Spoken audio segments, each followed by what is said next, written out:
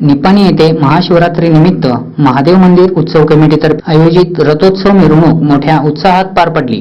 रथोत्सव मिरवणुकीत भाविकांनी अलोट गर्दी केली होती। विविध मान्यवरांच्या हस्ते पूजन झाल्यानंतर पारंपरिक वाद्यांच्या गजरात रथोत्सव मिरवणूक काढण्यात आली। श्रीमंत दादाराजे देसाई निपाणकर व महेश चंद्रकोडे यांच्या हस्ते पूजन करून श्रीफळ वाढविण्यात आला।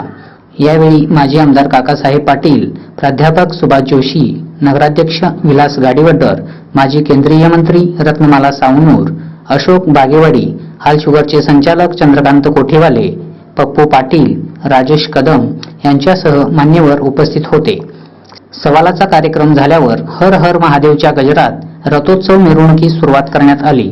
35 फुटी रथ भाविक श्रद्धेने ओढत होते। महादेव गल्ली, गांधी चौक, गुरुवार पेठ, कोठेवाले कॉर्नर मार्गे महादेव मंदिरापर्यंत रथोत्सव मिरवणूक काढण्यात आली। मिरवणुकीत हत्ती, घोडे, बँड, करडी ढोल, लेझिम पथकाच्या सहभागात मिरवणूक उत्साहाने पार पडली।